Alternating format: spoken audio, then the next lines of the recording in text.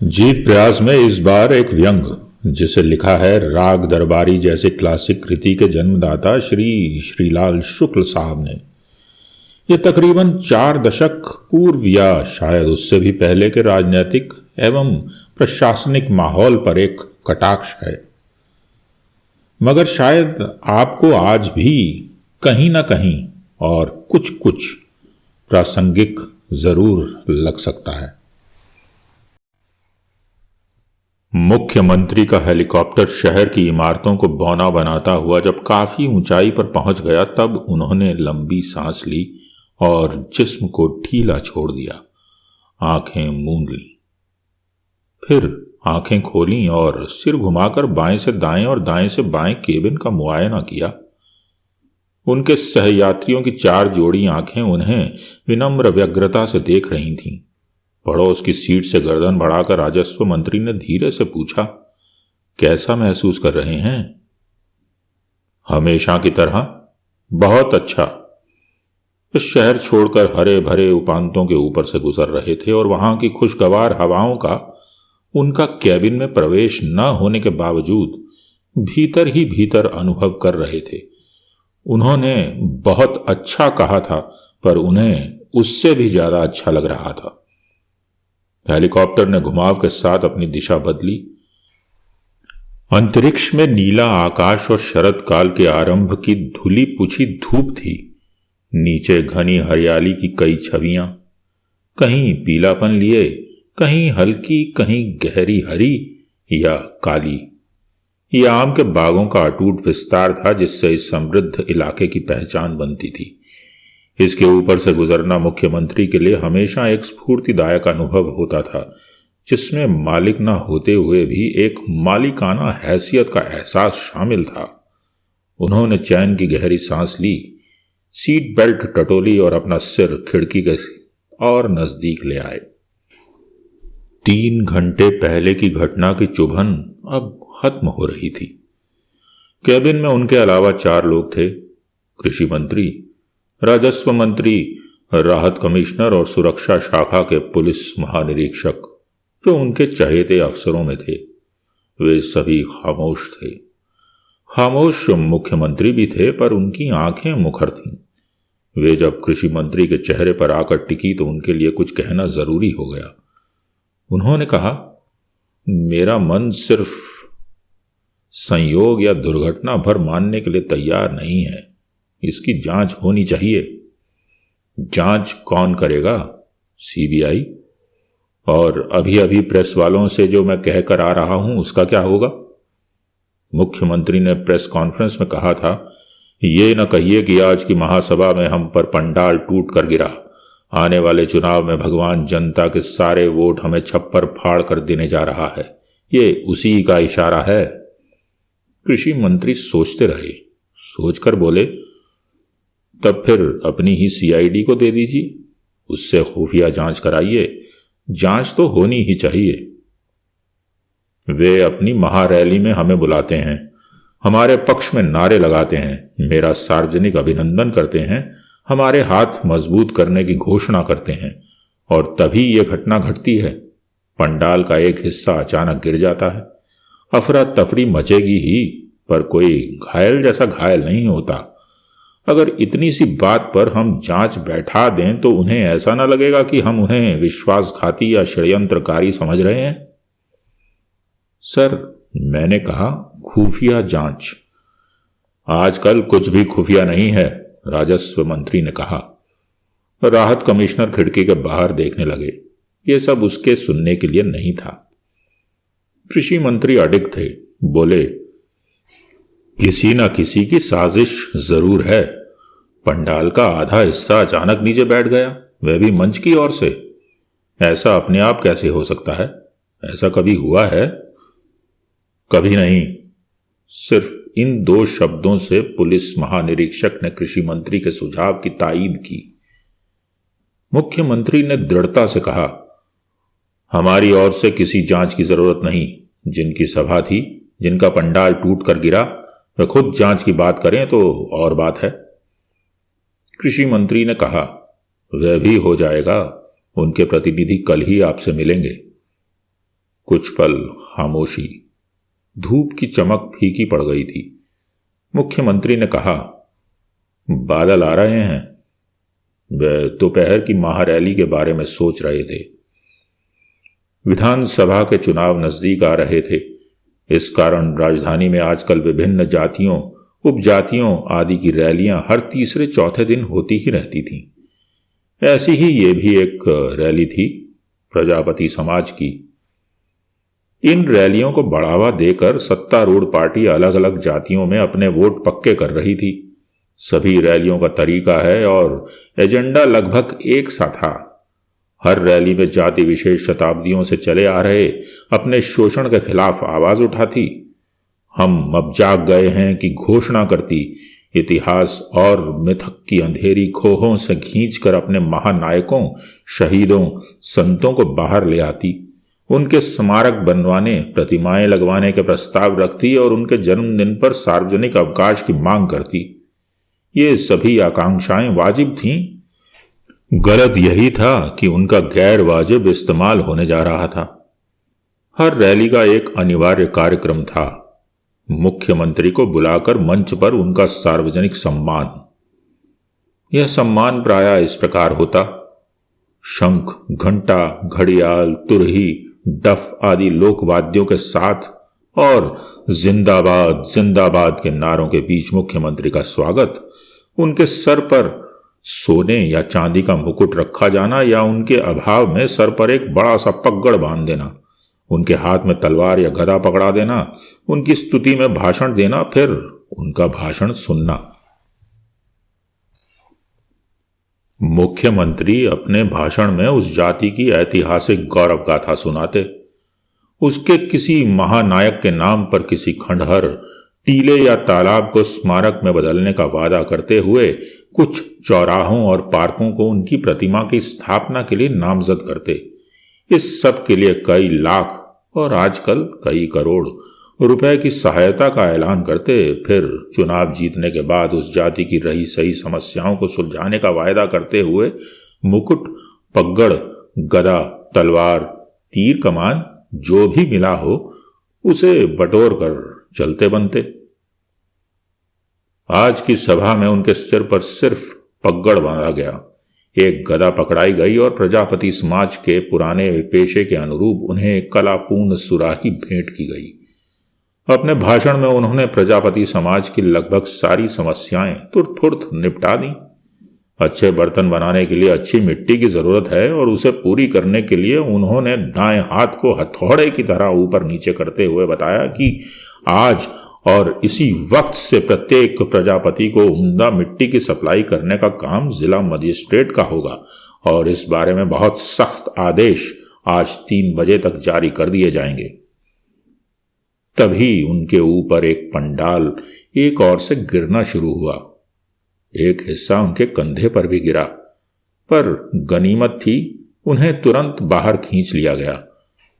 जो पंडाल की चपेट में आ गए थे वे भी कुल मिलाकर बचे ही जैसे थे।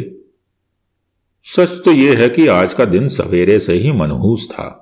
11 बजे तक उन्होंने जनता दरबार किया था, यानी अपने बंगले की लॉन पर फरियादियों के बीच बिना घंटा के शहंशाह जहांगीर की भूमिका निभाई थी। फरियादियों में एक पुराना स्वतंत्रता सेनानी निकल आया था।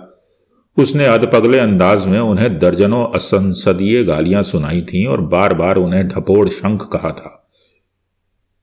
इन्हें इधर ले जाकर नाश्ता पानी कराइए, ये हमारे बुजुर्ग हैं, हमें इनका सम्मान करना चाहिए। उन्होंने कहा जरूर था, पर उन्हें अपनी जवानी में तेज तर्रार नेता की हैसियत से जूतम पैजार की वह घटनाएं याद आ गई थी जिनमें उनकी ज्यादातर नायक की भूमिका रहती थी। उनका मन खट्टा हो गया था। उसके बाद दूसरी मनहूस घटना वही थी जिसे उन्होंने पत्रकारों के सामने छप्पर फाड़ के मुहावरे से निपटा दिया था। अब वे शहर से 200 किलोमीटर दूर आ गए थे और अपने को मुक्त महसूस कर रहे थे। हेलीकॉप्टर के भीतर धरती को पांव के नीचे और आकाश को अपने सिर से बालिश्त भर ऊपर समझने का एहसास उन्हें संतोष दे रहा था। धूप फिर से चमकने लगी थी और ये जानते हुए भी कि वे ये यात्रा एक भयानक बाढ़ की तबाही का दृश्य देखने के लिए कर रहे हैं, उनके मन में व्यग्रता न थी। यह दृश्य कुछ मिनटों में ही उनके सामने खुलने वाला था। राहत कमिश्नर ने कहा, सर इधर बाईं ओर पानी का वह फैलाव, नदी का दायां किनारा, पर कुछ पता नहीं, किनारे मिट गए हैं। अब हम नदी के ऊपर हैं, उधर बदतर हालात, 24-25 गांव सभी कुछ तबाह हैं, 40 मौतें। ऐसे ही कुछ शब्द थे जो उनके कानों से टकरा रहे थे, टूटकर गिर रहे थे। वास्तव में उनकी आंखें, कान, मन, चेतना के सारे उपादान एक अकेली संवेदना में समाहित होकर उस दृश्य में डूब गए थे जो उनके सामने फैला हुआ था। पहली नजर में उनको खिड़की के बाहर पानी का फैलाव भर दिख पड़ा, जो अपनी निस्पंदता से किसी संभावित विनाश की खामोशी छिपाए हुए था। पर उन्हें समझने में देर नहीं लगी कि पानी निस्पंद नहीं है, उसमें भयानक गति है, जिसका अंदाजा धारा में डूबती, उतराती और तेजी से बही जाती हुई सैकड़ों बेमेल चीजों को देखकर किया जा सकता था। सूखे लक्कड़, पेड़ों की झंझोरी हुई छिन्न शाखाएं, घास फूस, छप्पर छानी, उन पर बैठी चिड़िया, कुछ बिलबिलाते हुए कीड़े जो शायद सांप रहे होंगे, जानवरों की लाशें और ना जाने क्या क्या। ये सब तेजी से चलती रील की तस्वीरों की तरह एक छोर से बहती हुई आती थीं और देखते देखते दूसरी छोर में विलीन हो जाती थीं। पानी के इस पूरे पाश्विक फैलाव में गांव नहीं दिख रहे थे, पर नदी के जलमग्न किनारों पर बहुत दूर घास फूस की फुनगियां, अधडूबे पेड़ और चिड़ियों के झुंड देखे जा सकते थे। क्षितिज में पेड़ों की स्याह मौजूदगी थी जो यहां से एक कतार में दिख रहे थे, पर वे बहुत दूर थे, इतने दूर कि लगता था क्षितिज की ही तरह उन्हें भी कभी छुआ नहीं जा सकेगा। अचानक नदी के ऊपर से गुजरते ही कुछ आगे चलकर उन्होंने प्रवाहहीन पानी में खड़ा हुआ पेड़ों का एक झुरमुट देखा। वहीं पास कच्ची दीवारों के कुछ गलते ढहते अवशेष दिख पड़े। ये झोपड़ियां रही होंगी। वहां पानी की सतह पर प्लास्टिक की एक टूटी बाल्टी हवा के साथ दाएं बाएं डोल रही थी। उन्होंने पूछना चाहा कि झोपड़ियों में रहने वाले कहां गए होंगे, पर इसका उत्तर उन्हें पहले ही मिल गया। पेड़ों के तने से लगता था कि वे 4-5 हाथ गहरे पानी में डूबे हैं। उनके डालों पर उन्हें कुछ हरकत जान पड़ी और ऊपर की टहनियों पर उन्हें कुछ लोग हाथ हिलाते और चीखते दिख पड़े। पायलट से कहकर उन्होंने झुरमुट की 3-4 बार परिक्रमा की और कहा, आप लोगों ने देखा, पेड़ों पर कई परिवार टंगे पड़े हुए हैं, औरतें हैं, बच्चे हैं। राजस्व मंत्री ने कहा, जी हां, बाढ़ के यही तो संकट हैं, जान बचाने के लिए पेड़ों पर अटके रहना पड़ता है। पूछना होगा, इन्हें यहां से अब तक निकाला क्यों नहीं गया? सेना की कोई ना कोई नाव इनकी रक्षा के लिए आ ही रही होगी, फिर भी नीचे उतरते ही देखेंगे। खाने पीने का क्या हो रहा होगा? हेलीकॉप्टर से खाने के पैकेट 2 दिन से गिराए जा रहे हैं। इनका पेड़ों पर टंगे रहना बहुत खतरनाक है। सुरक्षा अधिकारी ने कहा, बहुत, बाढ़ में बहकर सांप भी आ जाते हैं और पेड़ों की शरण लेते हैं। राजस्व मंत्री ने उसे घूर कर देखा, जैसे उनकी बद इंतजामी की आलोचना हो रही हो। कहा, उनसे तो आप ही निपट सकते हैं, ये हुनर मेरे महकमे में नहीं है। फिर भी मुख्यमंत्री बोले, 15 मिनट में हम कलेक्ट्रेट में होंगे, पहुंचते ही इन लोगों के बारे में देख लिया जाएगा। वे 12 मिनट के बाद कलेक्ट्रेट के अहाते में उतरे। पड़ोस के मैदान में एक विशाल जनसभा उन लोगों का इंतजार कर रही थी। हेलीकॉप्टर को देखते ही लोग इधर की ओर झपटे, पर पुलिस की मुस्तैदी से वहीं रोक लिए गए। मुख्यमंत्री को पहले कलेक्ट्रेट में बैठकर जननायकों और अफसरों की बैठक में बाढ़ की दशा और राहत कार्य की पड़ताल करनी थी और उसके बाद जनसभा में भाषण देना था। उन्होंने स्थानीय तथ्यों की नवीनतम जानकारी की जगह अपनी कल्पना और भाषण कला पर ज्यादा भरोसा करते हुए इसे बदल दिया बोले, सबसे पहले मुझे जनता से मुखातिब होना है। वे तेजी से मैदान की ओर बढ़े। कृषि मंत्री ने कहा, रास्ते में जो परिवार पेड़ों पर टंगे दिखे थे? राजस्व मंत्री बोले, कलेक्टर से कह दिया है, सेना की मोटर बोट उन्हें लेने जा रही है। कृषि मंत्री बोले, ऐसे सैकड़ों परिवार होंगे। सैकड़ों नहीं, हजारों। जो तबाही हुई है उसे घटाकर नहीं देखना है। ठीक बात, कृषि मंत्री ने कहा और दूसरी ओर देखने लगे। 35 मिनट में ही मुख्यमंत्री के भाषण ने प्रशासन की विजय पताका हर चीज पर फहरा दी। उस क्षेत्र में शताब्दी की सबसे भयंकर बाढ़ पर, हजारों एकड़ फसल की बर्बादी पर, अनगिनत इंसानों और जानवरों की मौत पर, सैकड़ों बस्तियों की तबाही पर, विपक्षियों की आलोचना और बाढ़ पीड़ितों के प्रदर्शनों पर हमेशा की तरह उनके भाषण ने ऐसा चमत्कार किया कि लगा कि जनसभा में सभी के पेट दुर्लभ व्यंजनों से भर गए हैं, सभी के जिस्म पर साफ सुथरे नए कपड़े आ गए हैं और सभी के मन में स्फूर्ति और आनंद की हिलोरें उठ रही हैं। और वे सभी जादू के गलीचों पर बैठे हुए आकाश मार्ग से उन महलों की ओर जा रहे हैं जो ध्वस्त झोंपड़ों की जगह अभी अभी बनकर तैयार हुए हैं। पगलाई भीड़ जिंदाबाद जिंदाबाद के नारे लगाती रही और जान नहीं पाई कि मुख्यमंत्री कब जननायकों और अफसरों की दरवाजा बंद बैठक में पहुंच गए। उनका पहला वाक्य था, सार्वजनिक सभा में मैंने अभी अभी जो घोषणाएं की हैं उन्हें आप सबने सुना है ना? राहत कमिश्नर और कलेक्टर ने एक साथ अपनी जेब से नोटबुक निकाली। उन्होंने राहत कमिश्नर को पढ़ने का इशारा किया।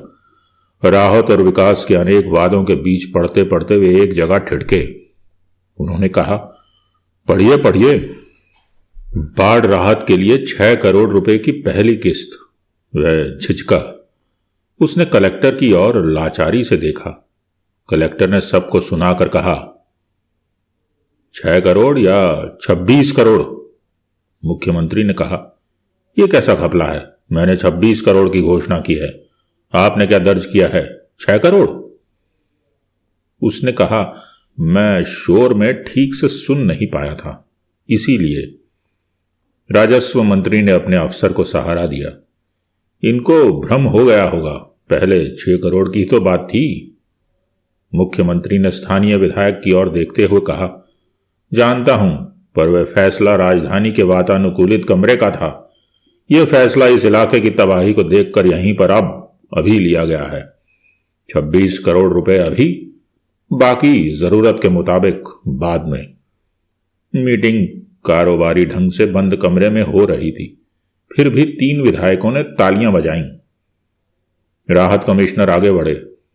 मिल्सा बांध की मरम्मत के लिए 75 लाख रुपए की तत्काल मंजूरी। मुख्यमंत्री ने कलेक्टर से कहा, हां, मिल्सा बांध। अभी किसी ने कहा कि उसकी मरम्मत का काम 24 घंटे चल रहा है। जी सर, 24 घंटे, round the clock. Yes sir. अब मुख्य अभियंता ने जवाब दिया। यह भी कहा कि बांध जहां टूटा है वहां अभी बालू की बोरियां डाली जा रही हैं। सैकड़ों पहले ही डाली जा चुकी हैं। स्थानीय मरम्मत पानी का स्तर घटने पर शुरू होगी। मुख्यमंत्री ने घड़ी पर नजर डाली, कहा, चलिए आपका बांध भी देख लिया जाए। मीटिंग 10 मिनट में खत्म होनी चाहिए। सूरज डूबने में 1 घंटे से कम रह गया था। मुख्य अभियंता ने कहा, बांध की सड़क बहुत खराब हो गई है। आप कैसे जानते हैं?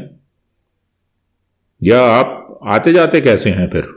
जी, मैं जैसे तैसे जीप से जाया करता हूं। तो चलिए मैं भी जैसे तैसे जीप से ही चलूंगा।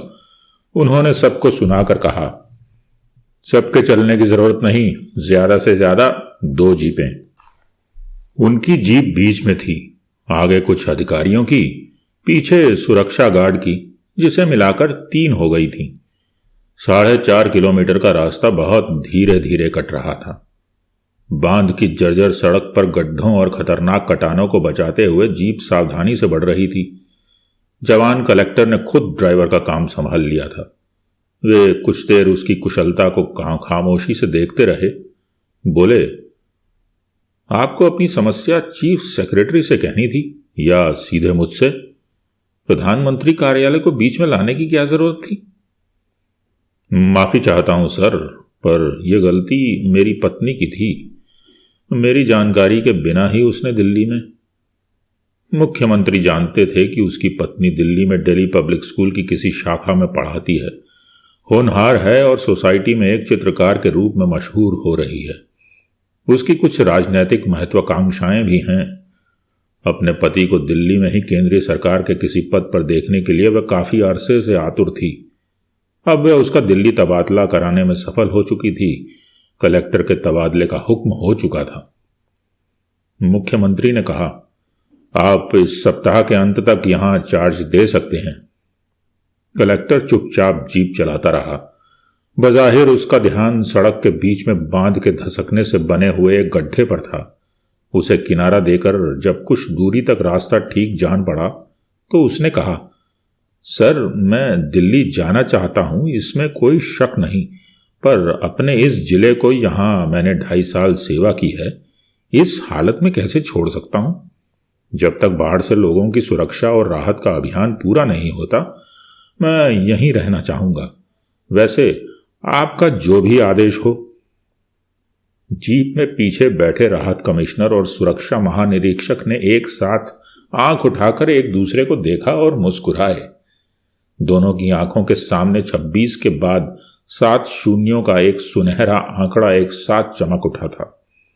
दोनों जानते थे कि जब से जनसभा में मुख्यमंत्री ने राहत की पहली किस्त की घोषणा की है, तभी से ये आंकड़ा कभी इंद्रधनुष की बहुरंगी छटाएं लेकर, कभी ठोस सोने की चरम दीप्ति के साथ कलेक्टर की आंखों के आगे निरंतर झिलमिला रहा है।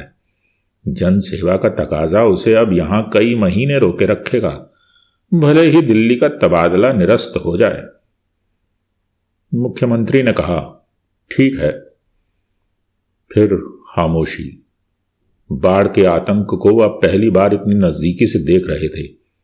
हेलीकॉप्टर की ऊंचाई से नहीं, अपने दाएं बाएं फैले हुए जल विस्तार की पीठ पर चलते हुए। कुछ दूर चलकर कलेक्टर ने वहां की प्राकृतिक स्थिति और भूगोल पर कुछ कहना चाहा, पर उसने महसूस किया कि मुख्यमंत्री असामान्य रूप से खामोश हैं। वह चुप हो गया। बाईं और काफी दूरी पर नदी की धारा में 2 मोटर बोट दीख पड़ी। उनकी हल्की थर्राहट बांध तक गूंज रही थी। कलेक्टर ने मुख्यमंत्री का ध्यान उनकी ओर खींचना चाहा, पर मुख्यमंत्री जिस तन्मयता से अपनी बाईं ओर पानी की ठंडी विभीषिका को देख रहे थे, उसे तोड़ने की वह हिम्मत नहीं जुटा पाया।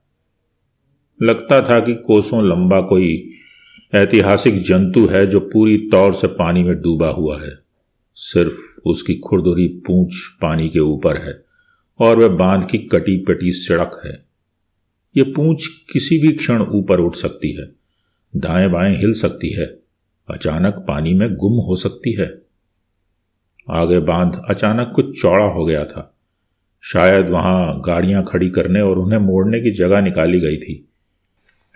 वहां एक किनारे कुछ शोभाकारी वृक्ष लगाए गए थे, जिनकी मोटी टहनियां और तने भर बचे थे। बाकी का सब कुछ बारिश और हवा के थपेड़ों ने छीन लिया था। यहीं से लगभग 100 मीटर की दूरी पर बांध में पहले दरार आई थी, बाद में उसी से लगभग 3 मीटर चौड़ी धारा फूट निकली थी। वह और भी चौड़ी हो सकती थी, पर राउंड द क्लॉक मेहनत से उसे वहीं रोक लिया गया था। बिना कुछ बोले हुए मुख्यमंत्री वहां से टूटे हुए बांध की ओर धीरे धीरे चले। 4-5 लोग उनके पीछे थे। मुख्य अभियंता के राउंड द क्लॉक हो रही मरम्मत के दावे का पर्दाफाश हो चुका था। वे और कलेक्टर सबसे पीछे थे। बांध की यह सड़क उस क्षेत्र के लिए जीवन रेखा जैसी थी। फिर भी मुख्यमंत्री ने देख लिया था, पहले वहां जो भी हुआ हो, इस वक्त मरम्मत का कोई काम नहीं हो रहा था। वास्तव में बांध के टूटने के पहले और टूटने तक पानी को बालू की बोरियों से रोकने के लिए बड़ी मेहनत से काम किया गया था, पर अब जबकि दोनों ओर पानी का स्तर लगभग बराबर हो गया था और नदी की ओर से दूसरी ओर पानी का बहाव बंद हो गया था, मरम्मत का काम रुक गया था। जल स्तर घटने का इंतजार हो रहा था। मुख्यमंत्री टूटे हुए बांध के किनारे चुपचाप खड़े हो गए। सामने सीमाहीन जल का विस्तार था, जिसे बांध का अगला हिस्सा कुछ दूर तक विभाजित करता चला गया था। उनके दाएं बाएं एक और दूर क्षितिज में वृक्षों की स्याह धुंधली कतार और दूसरी ओर सूर्यास्त के काले लाल बादल पानी के फैलाव की प्रत्यक्ष निस्सीमता को छेक रहे थे। मुख्य अभियंता और कलेक्टर उनके पास पहुंचकर उनके क्रोध के विस्फोट और सजा के ऐलान का इंतजार करते रहे। कुछ हिम्मत करके मुख्य अभियंता ने बांध की मरम्मत को लेकर अपनी सफाई में मुंह खोला। कहा, सर। मुख्यमंत्री ने हाथ के इशारे से उसे चुप करा दिया। हाथ के इशारे से ही उसे हट जाने को कहा। उसके दूर चले जाने पर कलेक्टर भी वहां से पीछे हट गया। उनकी मंशा समझकर और लोग भी पीछे हट गए। बाढ़ का यह वीरान अवसाद भरा दृश्य देखने के लिए वहां वे अकेले रह गए। अब सवेरे का जनता दरबार भी उनसे पीछे छूट गया। पंडाल ध्वंस पर छप्पर फाड़ के मुहावरे वाली सूक्ति भी, 1 घंटा पहले हुई जनसभा की घोषणाएं भी, लापरवाह अफसरों को दंडित करने की इच्छा भी, इन क्षणों में न जाने कितना कुछ पीछे छूट गया। साथ ही आधी सदी पहले एक निर्धन बदहाल गांव की धूल भरी गली में जो कुछ अपना पीछे छोड़कर वह बाहरी दुनिया में आए थे, उसकी धुंधली अस्थिर छाया सामने पानी पर मंडराती सी जान पड़ी। पता नहीं वे कितनी देर अकेले खड़े रहे। सूरज डूब चुका था पर अंधेरा होने में अभी देर थी। राजस्व मंत्री ने बेआवाज कदमों से धीरे धीरे उनके पास पहुंचकर कहा, वापस चलें सर। वे एक पल राजस्व मंत्री को अजनबी निगाहों से देखते रहे। बोले, कहाँ?